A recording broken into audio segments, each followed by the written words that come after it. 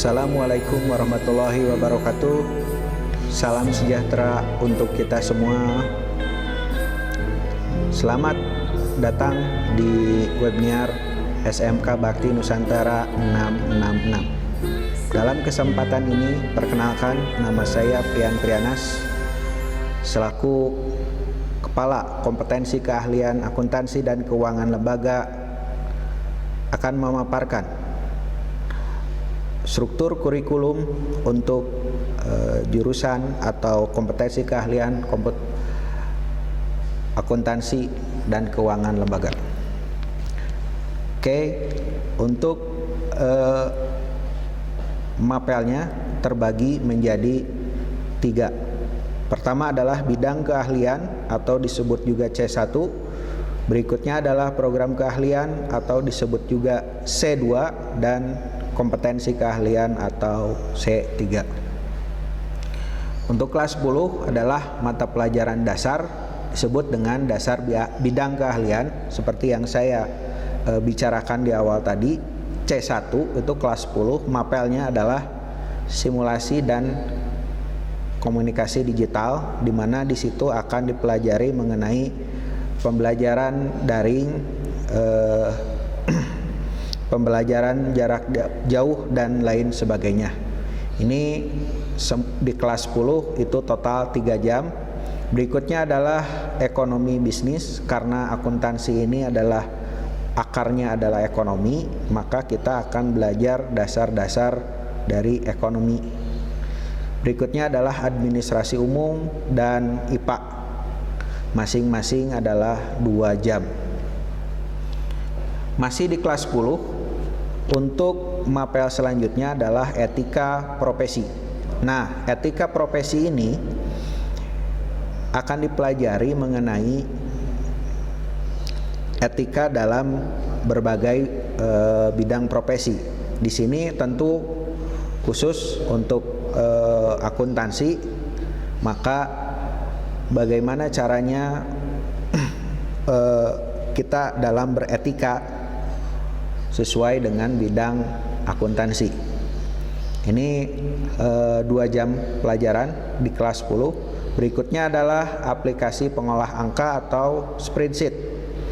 Ini 3 jam, di mana di situ akan dipelajari aplikasi pengolah angka.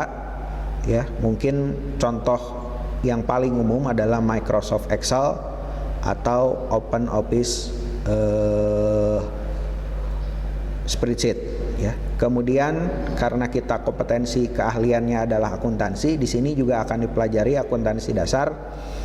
Ini cukup banyak mapelnya, jam mapelnya yaitu 5 jam. Berikutnya adalah perbankan dasar, itu 3 jam, di mana di sini telah disiapkan atau kita sudah mempunyai lab, yaitu lab perbankan. Ya, ruangannya juga sudah disetting seperti perbankan pada umumnya. Nah, kita akan belajar perbankan dasar di sana. Berikutnya di kelas 11 itu akan dipelajari mengenai praktikum akuntansi jasa, dagang dan manufaktur selama 6 jam pelajaran. Ya, di situ ketika ini adalah lanjutan dari kompetensi akuntansi dasar di kelas 10. Di kelas 11-nya akan dilanjutkan dengan praktikum akuntansi bidang jasa, bidang dagang, dan bidang manufaktur. Berikutnya juga akan dipelajari, mapel berikutnya adalah praktikum akuntansi lembaga pemerintah, di mana sistem akuntansi untuk lembaga pemerintah sebetulnya sedikit berbeda, makanya di sini akan dipelajari selama 4 jam. Next, berikutnya adalah akuntansi keuangan. Ini juga lanjutan dari dasar akuntansi. Praktek di sini selama 6 jam. Kemudian juga ada komputer akuntansi. Ini otomatisasi akuntansi setelah dasar akuntansinya terpenuhi. Berikutnya adalah otomatisasi akuntansi. Contohnya menggunakan program Mayobi. Kemudian ada administrasi pajak. Ini juga akan kita pelajari di kelas 11 dan kelas 12. Serta ada mapel yang terakhir adalah produk kreatif dan kewirausahaan. Seperti yang kita tahu bahwa di SMK itu diarahkan bagaimana siswa dan siswinya untuk siap untuk bekerja menjadi tenaga ahli di tingkat atau di satuan SMK, sehingga outputnya adalah siswa mampu mempunyai skill di dunia kerja. Nah, sekarang ditambah selain siswa bisa bekerja, siswa juga dibekali dengan mapel produk kreatif dan kewirausahaan untuk output bagaimana mereka nanti berwirausaha dan terakhir untuk kuliah. Karir untuk bidang akuntansi, seperti yang kita tahu bahwa seseorang yang ahli dalam bidang akuntansi disebut dengan akuntan. Nah, untuk SMK itu levelnya adalah teknisi akuntansi junior atau teknisi akuntan junior. Ini ada beberapa karir untuk atau prospek untuk jurusan akuntansi. Yang pertama adalah data entry, yaitu bagian pengelolaan data dan administrasi. Berikutnya budgeting staff atau bagian staf pengelolaan anggaran suatu perusahaan. Berikutnya adalah account officer, yang mana itu artinya adalah konsultan dari lembaga keuangan seperti lembaga keuangan bank dan lain sebagainya.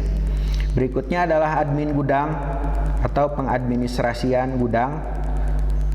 Berikutnya accounting staff atau staf pengelolaan keuangan, staf tata usaha atau staf administrasi suatu organisasi atau perusahaan. Kemudian karyawan koperasi atau staf bidang pengadministrasian unit koperasi. Kemudian wirausaha atau membuka usaha secara mandiri. Berikutnya adalah kasir atau staf pengelola kas kecil, dan yang terakhir adalah finance staff atau staf pengelola keuangan suatu organisasi. Demikianlah beberapa bidang untuk kompetensi keahlian yang mungkin nanti akan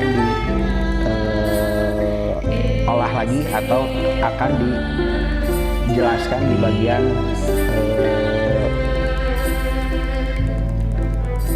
Hubin. Terima kasih.